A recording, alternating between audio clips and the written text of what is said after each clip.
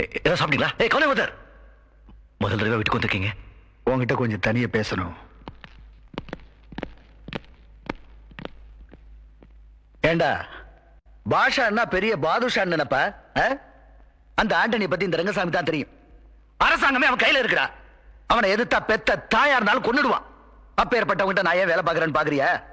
ஒண்ணும் இல்லாம அனாதை அந்த பாம்பேக்கு வந்த போது அவன் தான் சோறு போட்டான், எனக்கு வேலை கொடுத்தான், வாழ்க்கை கொடுத்தான். அவன் உப்ப சாப்பிட்டுருக்கேன். என்ன இருந்தாலும் அவன் என் முதலாளி. என் முதலாளி எதுக்குறவன் யாரா இருந்தாலும் பார்த்துக்கிட்டு சும்மா இருக்க முடியாது. ஆண்டனி எதுக்குறத விட்டு என்ன சொல்ற?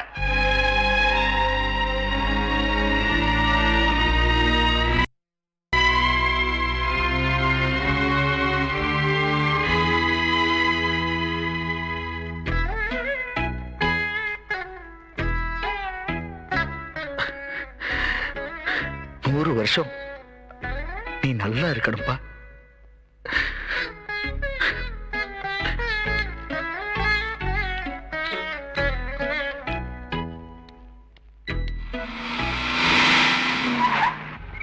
சார், பாஷா ஒத்துக்கிட்டானா?